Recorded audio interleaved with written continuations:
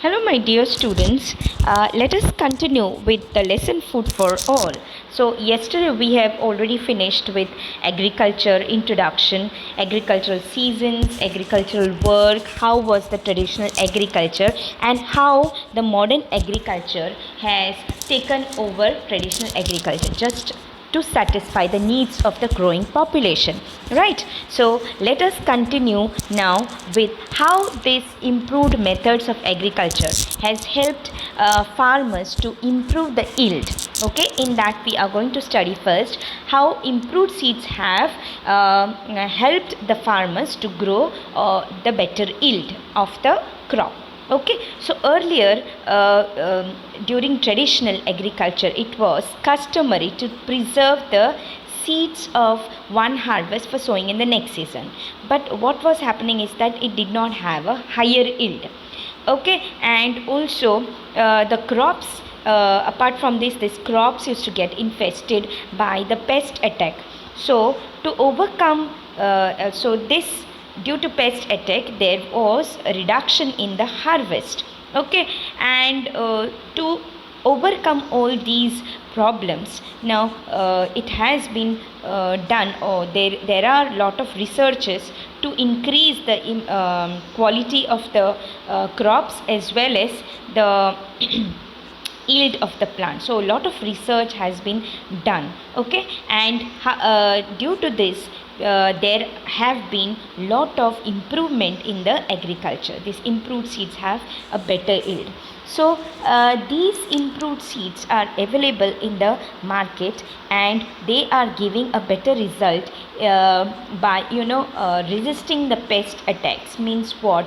Whatever pest used to attack the crop plants, because of these improved seeds, the pest attack has been reduced. Not only this, even with shorter supply of less supply of water, okay, for ripening of the crops, it is giving a better yield. Okay, and some of the crops are derived, or varieties are made in such a way that they will be ripening, or they will become mature for harvesting in a shorter period of time. So these are all the benefits of the improved seeds. So how these improved seeds are done? Okay, to enhance the quality of these improved seeds, they are being treated with some of the biochemicals. Like for example, I can give an example of there is a microorganism called as rhizobium, which helps in the fixation of nitrogen. Okay, and which helps the plants to take this nitrogen from the soil. So if the seeds are coated with such type of solutions, rhizobial solution or bacterial solutions, the seeds quality improve much more than the normal improved seed. So that is why, to give a better germination capacity, so that all the seeds which are used will be germinating fully, and they will be growing into seedlings. So to enhance the ability of these improved seeds, there is bacterial inoculation. Now you can see the farmer is pouring some solutions about the seeds, which is just to enhance the germination capacity of the seeds, so as to so that all of them will be growing quickly. Fine. Then the improved seeds of various crops like rice, wheat, jowar, or maybe groundnut are available in the market. Okay, and for example, we can see the improved variety of jowar here. One is Vasant. The names of the improved seeds of jowar, if you just want to buy the jowar seeds, you can ask for these two varieties. That is, one is Vasant and second one is Swati. Okay, so these are the improved seeds of jowar. Now this is regarding how the seeds are improved seeds are used in the modern method or improved method of agriculture.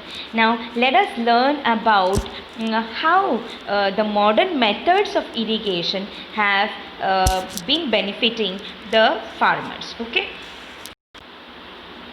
Now let us proceed with the modern methods of agriculture. Okay, so before that, you need to know certain things, right? You know that the crops will grow if well if they are watered regularly at the right time.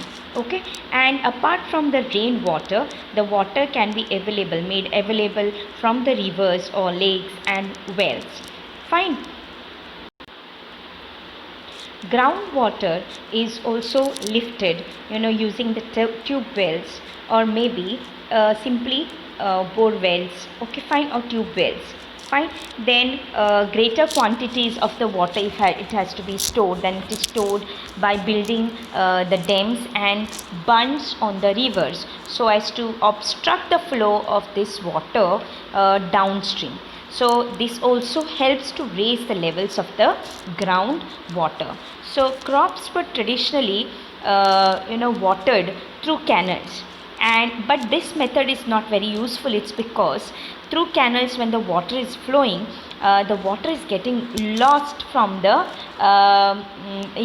these canals or channels, and even seep into the ground, and due to this, lot of water is getting wasted. So this method is not very beneficial, and therefore to overcome these types of traditional irrigation methods, now the modern methods of irrigation are used. Now first of all, you should know what is the meaning of irrigation.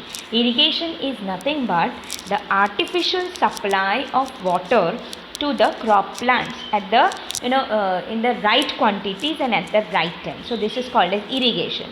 So we have two different types of modern methods of irrigation. One is the drip irrigation and the other is sprinkle irrigation. Okay, so what you can see, the drip irrigation and sprinkle irrigation are two types of irrigation methods. Now let us see what is the sprinkle irrigation and what is drip irrigation. Okay, so sprinkle irrigation, we can see that there are sprinklers on the left hand side. You can see that they make the use of sprinklers of different sizes that will spray the water directly on the plant. So this is one method. Second method is drip irrigation method, which makes the use of pipes which will have holes, and so that this ensures only required amount of water will be dripping only near the plants. So thus the full use of water is done by these two methods, that is sprinkle irrigation as well as drip irrigation. So this you should remember, that even if you have farms, so if you have these two types of irrigation methods in your farm, it will not only save water but even does not require manpower. Once these irrigation methods are, just have to start, and then the water will be reaching to each of the plants without wastage of water. So these are the two modern methods of irrigation. So let us now continue about how fertilizers have increased the yield of the crops. Do you know what happens when the same crop is grown on the same land or same field? Yes, let us see now what happens.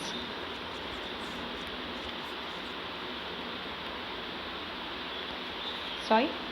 Okay. Now, if the same crops are grown frequently in a field, the fertility of the soil will decrease. Okay, and then we have to, what will happen actually over here is that the nutrients from the soil, when the same crop is grown, will be utilized by these plants and again. So these nutrients which are taken by these crops will become less, deficient. Okay, the soil will become deficient of all these nutrients because the same crop is using the same nutrients. Fine, and this reduces the fertility of the soil, and since the fertility of the soil is reduced, even the yield of the crops will also get reduced. So in order to increase the yield, or to enrich the soil, we have to add the nutrients again to the soil. So these nutrients can be added artificially and to restore its productivity, and these are only called as these nutrients which are added to the soil are called as fertilizers. Fine. So now what are these fertilizers? Fertilizers are of two kinds. They are natural fertilizers and chemical fertilizers. So natural fertilizers are also called as manure. Fine. So how these manure is done? Traditionally, manure such as rotting leaves or maybe the stubble of the older plant, roots of the plant, or maybe cattle dung, and even the human excreta were used as manure. Now, traditionally these cow dung manure or maybe droppings of the goats and sheep or green manure, that is of leaves and all, and compost were used, but this used to not give a higher yield. So what has been done now by the farmers? The farmers are using now chemical fertilizers. So what are these chemical fertilizers? Chemical fertilizers is nothing but the artificial fertilizers which are made.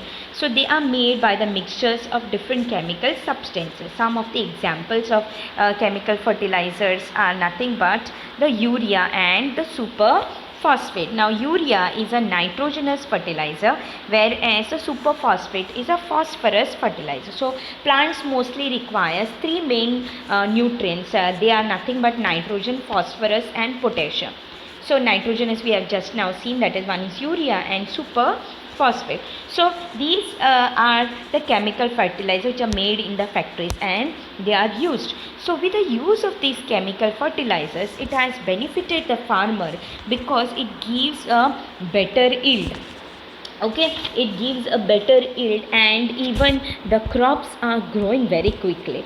However, there are a lot of harmful effects of this use of these fertilizers. Okay, now what is happening? The overuse of these chemical fertilizers has led to the depletion of the nutrients from the soil, and even addition of these excessive amount of other chemicals which are further reducing the fertility of the soil. And since the fertility of the soil is reduced, even the productivity of the crops is reducing. Okay, so not only fertilizers, if we overuse of these fertilizers reduces the fertility, as I have told you, because it adds the harmful chemicals to the soil and so it leads to decrease in the fertility.